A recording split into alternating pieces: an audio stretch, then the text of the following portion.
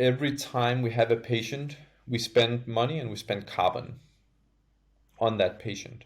So the best patient we can have is the one that never needs the service.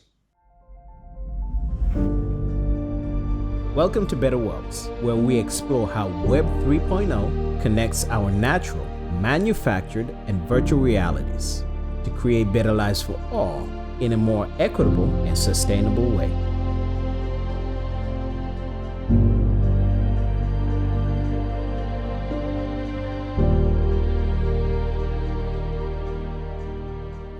Welcome to Better Worlds. We're delighted today to have Frederik Van Duers with us, who is here to share about green innovation technology and decarbonizing the health sector. Welcome, Fred. Thank you. Thanks for having me. It's really exciting. It's what I live and breathe to do. So I'm glad to be here and share my thoughts. Yeah, Frederik is based in Denmark and has worked for the last 8 years on promoting green tech companies and is currently the CEO of the Green Innovation Group. Do you want to share just a little bit of on the get-go about the Green Innovation Group and kind of set the context here for us? Yeah, so basically, Green Innovation Group is a boutique management consulting firm. So we only work on projects that we believe can help decarbonize the healthcare sector. So we work with primarily pharma clients, medtech clients, and the healthcare sector at large. So sometimes more public-oriented actors, sometimes insurance companies because they have a lot of interests in the space. But basically what we work on is typically three kinds of projects. So we have organizations that have an idea or a goal that they want to be more sustainable. Then we can help them formulate and deploy their sustainability strategy. Then we have companies that already have a sustainability strategy, but then, when the strategy hits the wall of reality, nothing happens, and they have what we call the execution gap. So there we can help with the execution or the implementation of the strategy. And then last but not least, we have the capacity building or the training element where maybe they do know how to put the implementation and integration into process, but they just find that there's a capacity gap. So the staff may or may not have the sufficient knowledge about circular economy in order to start integrating that into the industrial processes. And then we can be the ones helping or designing the educational programs that will sort of facilitate the capacity building and upskill the workforce for decarbonization. So that's sort of the gist of it. We're based out of Copenhagen, but we operate globally. Our main clients are in Denmark and the US. This is very interesting. I'll park this for a little later in the conversation, bringing circular economics into those executive kind of spheres. But I know you also are on the board of the Green Incubator and a managing partner of the Green Tech Challenge. Do you care to share about both of those as well? So the Green Tech Challenge is what Green Innovation Group was called earlier. We started out running these innovation programs where we would do innovation accelerators across 12 different countries. So we ran more than 30 accelerators, reviewing more than 12,000 different green startup business cases. Today, we've basically the short version of the story is that we opened the company with a theory of change, that there was not enough green innovation in the world to facilitate the green transition. Then we started working with green startups in order to help them succeed. So we would pair them up with lawyers, with accountants, with investors, with giving them the tools to succeed. Then we just learned through the years that in reality we do have the green innovation we need. The green transition is not about new inventions at all. We have sufficient technologies. We've had them for a very long time. So the Green Tech Challenge became Green Innovation Group, where we figured we need to do a pivot here and focus our advisory services to where it matters the most. So we need to address the major industrial muscle that has the decision-making power to actually facilitate change and reroute investments into existing green technologies. we basically learned that it's not so much about forming new companies, even though it's a very popular thought that we need to build a startup to do something. But as some of my students have sometimes baptized me the killer of dreams, because I'm often sort of pulled in to talk about innovation, and then people think innovation equals startups. And at the end of the day, startups are not going to save the world. But green technology is strictly necessary, and that's what we see from when we're looking at the UN Climate Council and the IPCC reports that come out. Those are basically the reason for climate pessimism.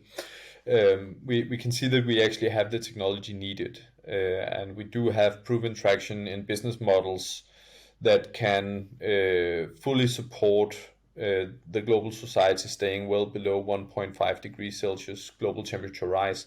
However, those investments are not made. So it's not about a lacking innovation that can save the world all of a sudden. That it's never been the problem. It's about investing where it actually matters and where it's feasible to drive that change. So that's why we pivoted from Green Tech Challenge to what we call Green Innovation Group today. Then I've been involved in various boards. Green Incubator is an office space in Copenhagen where green entrepreneurs can sort of foster their ideas and make them grow. I've also been in the board of the Sustainable Changemakers, where youth that work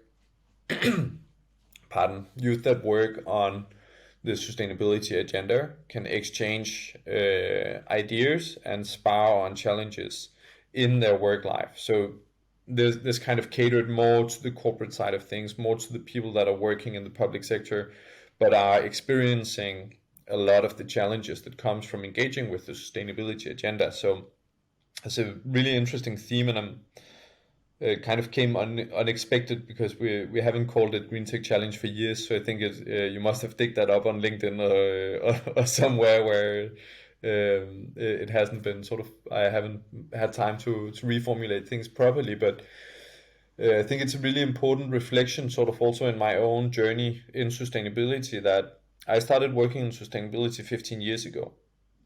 So I've been in this space for a very long time. So CSR was sort of an emerging thing when I started working in NGOs and working on fundraising campaigns. I started out working in an NGO called Oxfam, or in Denmark it's called IBIS. Now it's called IBIS Oxfam, but internationally better known as Oxfam. And one of the things I saw there was that there's a very strong tendency that those efforts are hero driven. So you see individual, incredibly passionate people that are carrying more than they're supposed to be able to, and thus kind of willing change through just running much faster than it should be humanly possible. And the result of that work is typically unbelievable results on the short term, but in the long term, it's almost always burnout. And, so working in that industry, that was kind of the reflection that I left that industry with, because I could see, okay, either I'm going to be the one burning out, or I'm going to have to leave because I'm running much faster than I'm supposed to here. Then I switched to working in the music industry, where it's very much the same thing, that people are kind of approaching things, and it feels a lot like it's success in music comes to those who are what we call talented, but there's very little realism in how much hard work it actually takes to become a successful musician. I ran an analog music studio for 4 years, and one of the sort of groups that were in that studio ended up being a nominee for a Grammy. So it went quite well, that studio, but I just didn't really.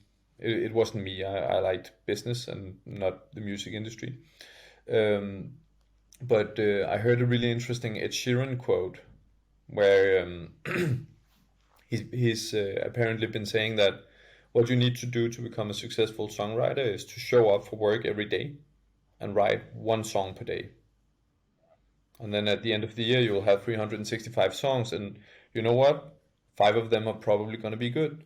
So it's kind of like this idea of showing up and putting in the work rather than sort of sprinting every day. So that has kind of become part of my mantra now in sustainability and in Green Innovation Group, is that we need to help our clients build systems rather than building heroes. Yeah, yeah. Let me chime in there, because what you're sharing is super interesting, Fred. That at the core of all the change that's needed, for the sake of the environment, for the sake of the well-being of the environment, there's also at the start, it's like a logical conclusion, is the well-being of the humans that are driving it, and more of like a holistic approach that allows us to actually honor what it means to be human, right? Which is a lot to do with health. And that's why I think, personally for me, that's where I moved on from the term sustainability into the term regeneration, because we need to be able to actually generate and connect to those natural principles. What's your learning now that you're consulting and advising people that are driving those changes? Do you feel like this is changing slowly, or do you think burnout is still, and the hero culture is still like predominantly what's out there? Culture it's unbeatable in Western society, because if you think of many of our clients, I'm really glad that you say we help people, because that's the essence of what we do. There's always a person in the other end. We're not, in that way, in that sense of the word, we're not helping the organization, even though it's the organization fronting the bill. But it's very important to us that it's always human centered. Most transformation, most strategy projects, they fail because they fail to have the human in the center of things. And then they're surprised that the strategy report is not implemented on the floor, but they never ask the employees what their everyday looks like. And then I feel like it's very unfair to expect that will ever happen. So I do see a drive for systemic change, and I do see a direction where the group of passionates that I would kind of in Denmark we call them natural Taliban, which is sort of like the eco hippie, the eco warrior approach, where that's kind of the old school sustainability passionates, right? And I feel that there's a very rapid shift going on right now, where the more businessy type of persona is starting to get it, understand that this is quite serious. It's not some woo-woo drum circle stuff. This is important. Even if you've never done LSD, sustainability is still pretty much something that should be on the agenda. And I like that you're saying that. I personally like drum circles, but at the same time, you're right. Like, this is not a fringe phenomena anymore. We are realizing as a species that the systems that are running our planet, or the systems we've created that run our economy, are ruining not just environments and biospheres, but ultimately our own health. And therefore, it is, in the next decades ahead of us, this is going to be on the plate of every business person and on the plate of every young person who's thriving to become someone better. And that's where what I find really, really interesting in it is that, when we started Green Innovation Group in 2015, the sustainability department in a corporate setting would usually be Karina writing up a CSR report every year, but having no budget, having no mandate for change, having no influence in the hierarchy, having no staff. Where today we see entire sustainability departments, we're seeing chief sustainability officers. We're also seeing chief CEOs of the biggest companies in the world going out and naming sustainability as a top 3 priority. The interesting thing is that when they're listing their top 3 priorities, it's something like digitalization. You'll usually find that in a top 3 priority of any exec. Then we have sustainability as something that's coming in. And then we will probably, post-COVID, we'll have resilience coming in as a 3rd priority or something like that, right? But if you look at the number of full-time employees that are dedicated to each of these agendas, you see a really sad picture of how it's actually prioritized. So it's being sort of positioned and portrayed as a must-win battle, but no one is actually allocating the time and money to make the investment to actually drive the change. Um, but I do see, I mean, if I'm just gonna scroll back to sort of you're asking me a couple of things. One, moving on from sustainability towards regeneration, I think that resonates a lot with me as well, especially sort of philosophically speaking. Um, the challenge, I think, is that the words are ascribed a certain meaning, and that is something I've called it the the arms race of words, where we've had for a while it's been net zero, or it's been carbon positive, or it's been sustainable, or it's been in the realm of the sustainable development goals. There's been a bunch of different approaches, and I feel like regeneration is sort of up and coming, but it's also something that has been so up for definition that it's not as heavily scrutinized, and that opens a wall for or a door for a more washy element to it. So you can have greenwashing, you can have SDG washing. I think we're going to see a lot of regeneration washing in the next 5 years, because it's sort of an emerging term that people don't know what it's supposed to mean. And then you could see a large factory farm producer going out and saying this is regeneratively produced meat because it's not a protected term. And then, these claims could be made left, right, and center. Where this is quite interesting what you're saying, because we've seen this, as you said, with CSR, corporate social responsibility. We've seen that with sustainability. We're already seeing it a little bit with regeneration. I think the biggest difference with regeneration is that it is in itself a principle of the biology, of the biological world around us and the biological world within us, right? No. And rather than like an add-on to the economic systems. But I want to come back to something very specific here, Fred, just to get the most out of this time with you here. So you mentioned circular economics earlier, and I'm aware that your organization has published a variety of white papers and business cases specifically for the healthcare sector. So maybe we can take that as an example to what are some of those use cases to creating a more circular economy specifically for healthcare? I'm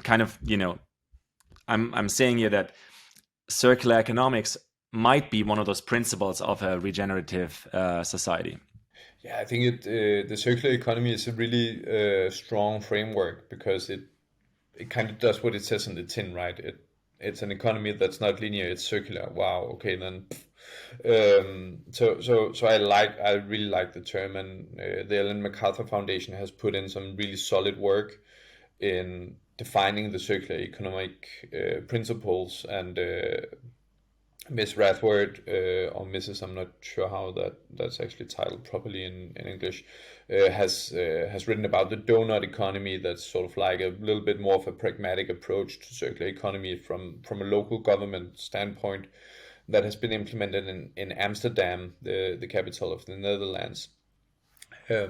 So the circular economy, I think, has that sort of economic appeal to the legislators, to politicians, to corporate board of managers and board of directors.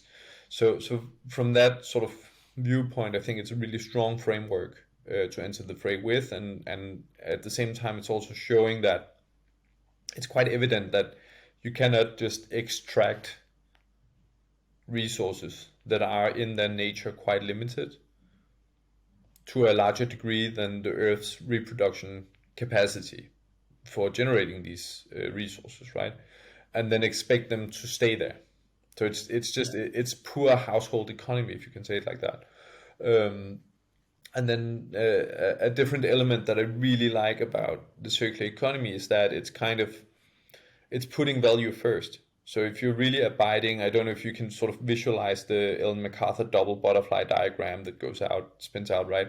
And on the one side, you have the energy side of things, where of course it should be renewable energy, so you're not If you're dependent on fossil resources, you're going to run out eventually. So it's putting an emphasis on renewable energy. But on the material side of things, it's also showcasing the hierarchy of material use.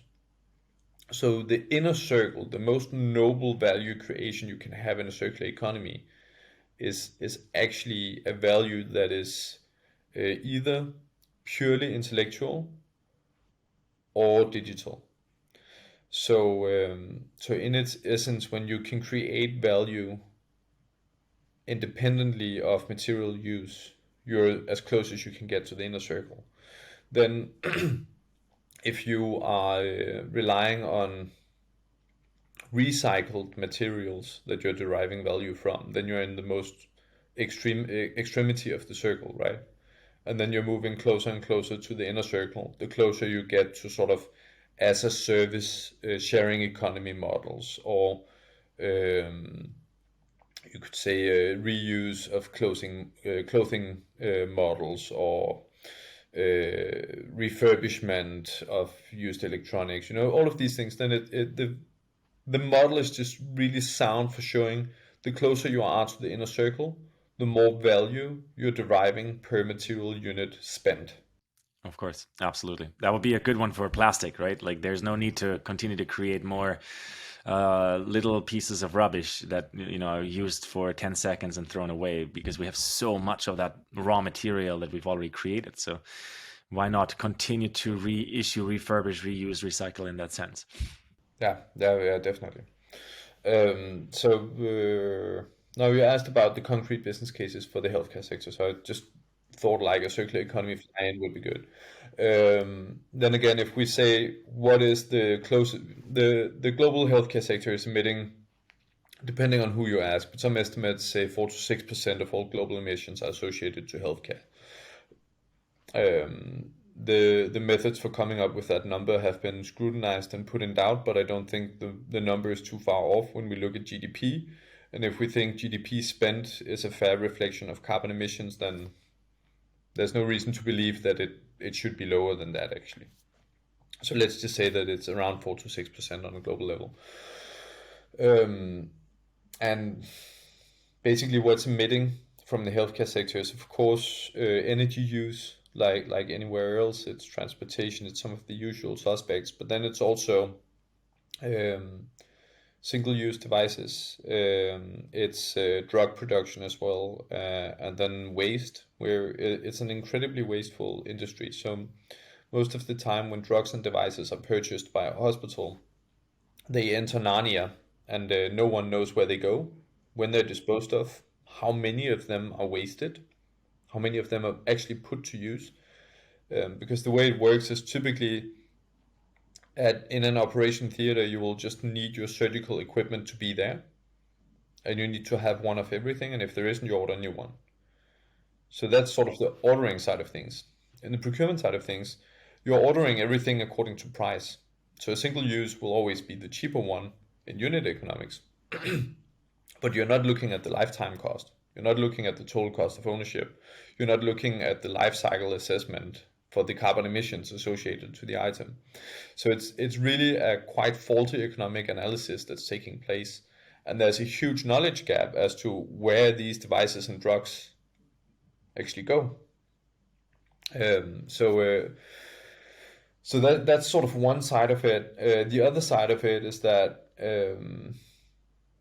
every time we have a patient, we spend money and we spend carbon on that patient. So the best patient we can have is the one that never needs the service, right? So prevention and preventive healthcare is actually the biggest sort of opportunity to go to the inner circle of the circular economy. So can we actually be able to deliver a preventive service that is independent of material consumption, but can be delivered through telemedicine, for instance? Can we advise people to do some of the habitual changes that we know are associated with better health outcomes? For instance, to not smoke. I mean, it seems a little bit bonkers that we're allowing smoke. But then again, in some economic models that states are deploying, a patient that is a smoker is actually good for the economy because they die really fast. That's another one of those phenomena, right? That we don't, just like with the natural environment, we don't always account true cost, right? A tree is a thing in a spreadsheet, but then humans are a thing in a spreadsheet as well, where it's like, this is good for the economy, even though it maybe contradicts the influence on the natural world or the health and the well-being of our society. These are some of the, you use the word bonkers, some of the things that, at least they're mind-boggling to me personally, is how this is still the common practice. But great examples. Yeah, I mean, I have a feeling that, now I've been working in the healthcare space for a couple of years, and I feel like every step I take into this world, it just becomes weirder. There's new doors opening that all of a sudden you understand the process of getting a drug on the market is an 8-year process from the sort of research discovery. So the planning of it's called a clinical trial, and it has 3 major phases that it has to go through. Phase 1 is when it's proven to be feasible to deploy sort of the treatment in a human being without having the result death. Then you can move on to the second phase. But this 8-year project period basically has a planning stage that is only a very short window of a couple of months, where you're designing the entire process of, first of all, the 8-year long study design, but that is also the treatment that is getting approved to go into the market. So if you do not have an eye for sustainability, for true costs, for future regulation, for instance, a carbon tax, then you actually risk developing a treatment that is not fit for the future that is going to be deployable in. At the same time, you also have very long lock-in effect. So that means the decisions that are made in that very small window of design are incredibly hard to change. They are incredibly hard to change further down the line.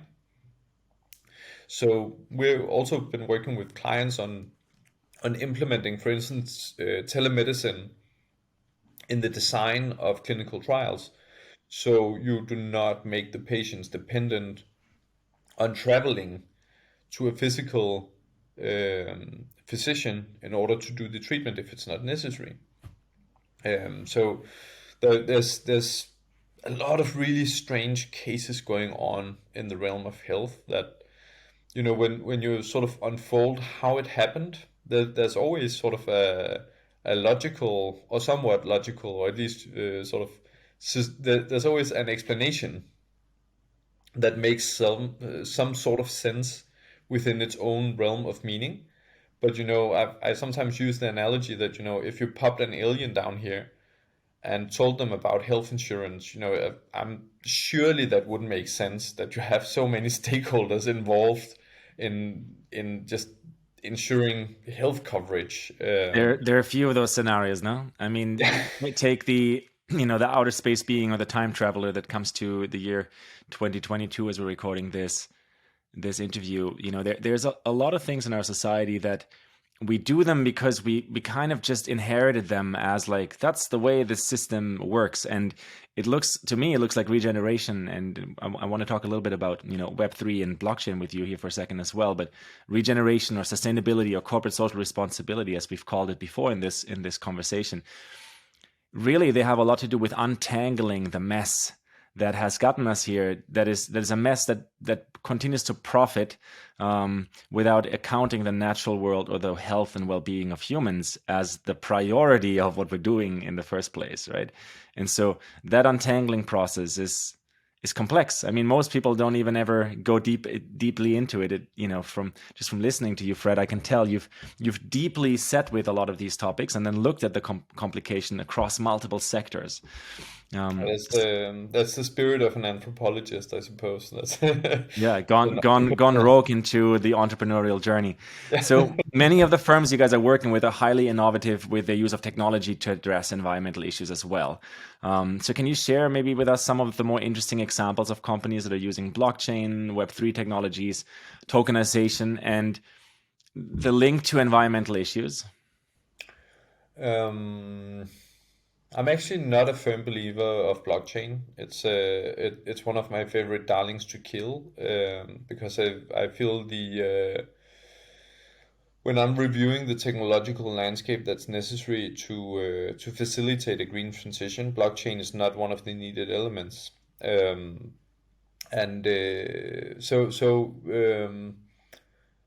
where I do see sort of a tech-utopian solution coming up, I feel like machine learning and AI are probably the ones that are the most real and will deliver the most concrete value for the green transition upfront.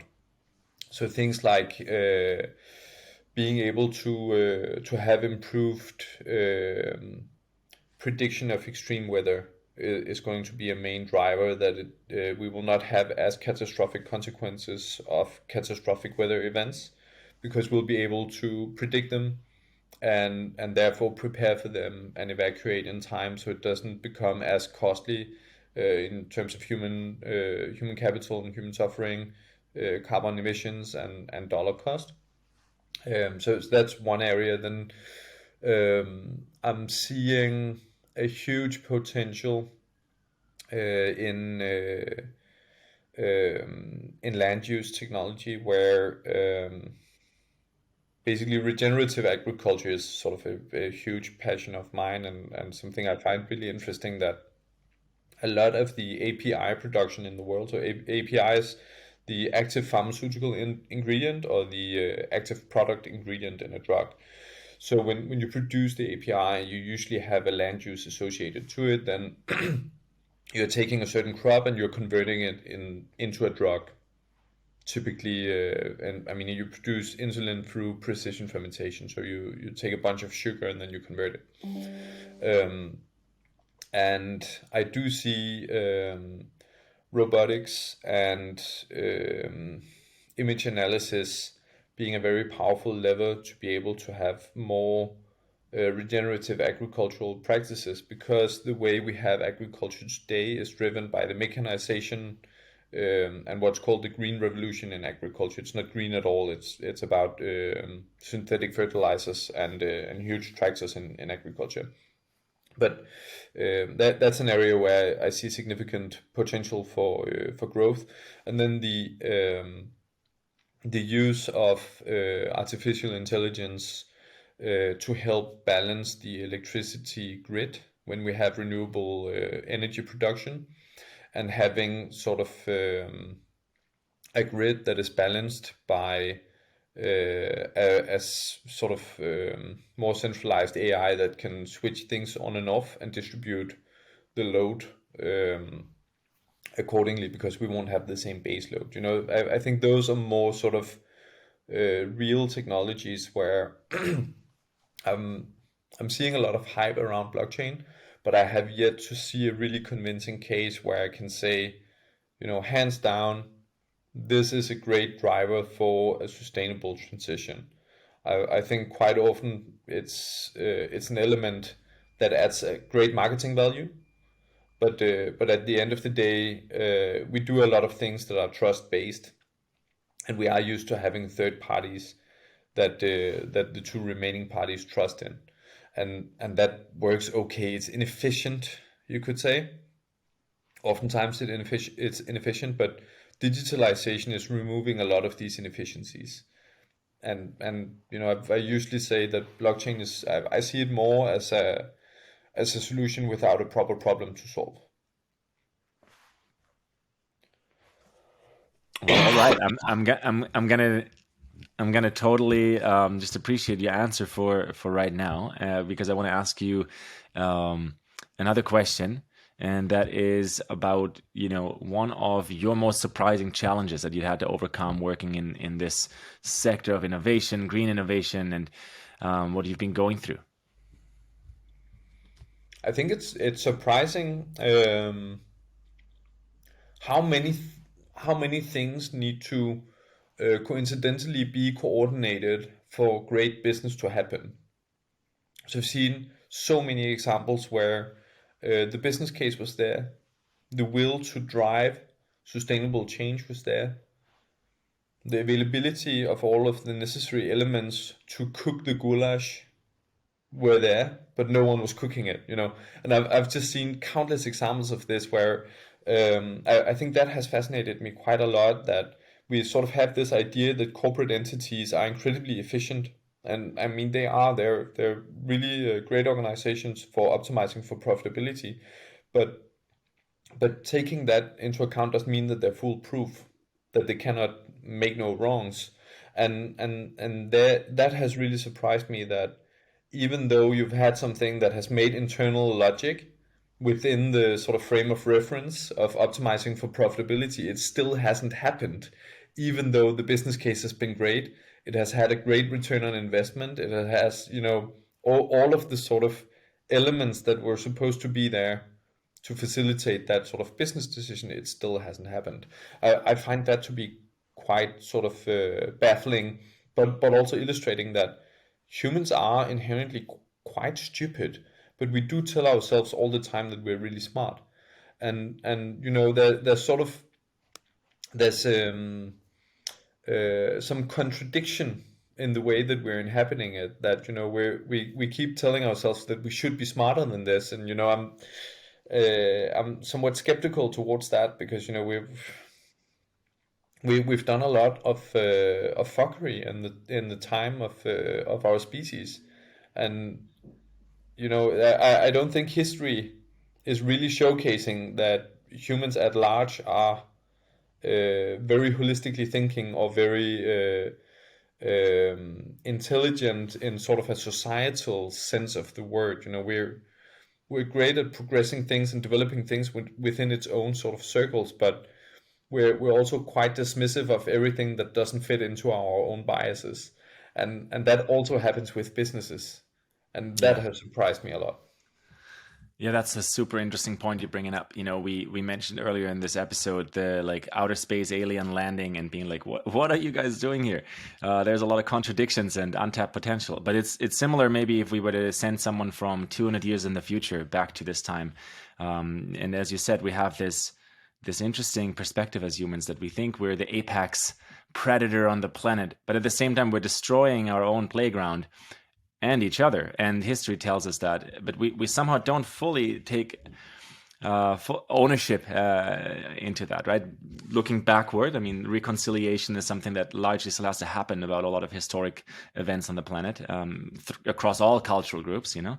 And then towards the natural world, and then reconciling it into a pathway forward where we actually make holistic and intelligent choices that take our role as, I would say, ecosystem stewards much more serious than just as this quotation marks apex predator that can No, destroy and anything. I think the steward metaphor is really powerful, because it's also kind of like, you know, you really have to ask yourself, are we really that smart when we believe in something called countries and something called money? You know, it's really make believe, and every time we invest that belief into it becomes more powerful, and therefore it's part of our reality. But, you know, if you took someone who didn't have these preconceptions and just said, this is how we've designed to run the world, this is what we decided, then it wouldn't make any sense. And that's a natural consequence of the passing of time and the chaotic organization of the world, that, you know, it is not centrally governed. And I'm not suggesting that we should have a new world order or something like that, but I just think that this is a consequence of a very long row of decisions that have been made through thousands of years, kind of like an evolution, where you can say it's not a genetic evolution, but it is so if you could call it an evolution of ideas that has sort of brought us to this place where this is the reality that we live in, where we have decided that money is something that exists, that we're ascribing value so we can make exchanges. We have decided that countries exist so that we can have boundaries and we can group and cluster people into convenient clusters. We have decided that we have individual identities rather than group identities. There's a lot of things when you start questioning them as an academic, it really becomes some quite provocative answers that come out of those abstract reflections, right? And that's something we do a lot in anthropology as well, where it's always a little bit confusing to have conversations with anthropologists because they basically agree on nothing and everything at the same time. Or, not to fully trail off into a philosophy exchange here, but I'm enjoying it. And so, you could also make that argument. Imagine a group of kids didn't go through a classical schooling system, but were just told, this is how the world works. What do you guys think? And most likely they would challenge it and say, hey, why don't we just play the game differently? And you said something very interesting there that, countries I can maybe fathom from some perspective that we believe in countries because we believe they give us safety. Now, I'm not saying that's true, but I think that's what we largely believe. Money is similar. But then if we look at it, really what we're talking about is the distribution of power and the power to, innocently maybe help each other and steward the world for each other. But as you said, there's a big contradiction there because our generation in the 21st century here can't look away anymore from how this is destroying the environment around us and in us. I mean, the word burnout was mentioned very early in this episode, and it's a very common phenomena for young people in business. And so something about the way that we tap into power, that we govern the world through countries and money will have to change. I think that prediction is pretty easy to make. And personally, because you mentioned the New World Order, but personally, I think there's something very interesting to say about quite the opposite of a centralized government, but a healthy bioregions, that you said this word earlier too, that are resilient and that are able to communicate with other healthy bioregions, right? Happy to hear more of your thoughts on that, Fred. It's the basic idea of anarchism, right? That there's the power of self-organization and mutual aid is those are the key principles in anarchistic theory. So, I mean that. Let me form a question out of it. My question would be, just also to wrap this beautiful episode, my question would be, what is your advice to young people joining these conversations and these industries? Young people and the future opportunities in green technology and in what we just called kind of the evolution from sustainability into regeneration. I would say two key principles would be to join a global and growing organization and position yourself in a group of people that are change agents and learn from mentors that can help you climb that ladder of influence fast. I think that's kind of, if you want to drive change in the world, you need to join a really big machinery. That's the path where I see the highest likelihood that you're going to get some really big levers to pull. It's not the most sexy path. It's not the rock star path. It's not the sexy startup path. But it is the path where I've seen people with the highest degree of consistency pull very large levers and punch above their weight. Thank you so much for your time, Fred. Thank you for the musings of anthropology and philosophy. Meanwhile, also bringing always back down to the concrete examples. Thank you so much. It was a lot of fun being here. Thanks for having me.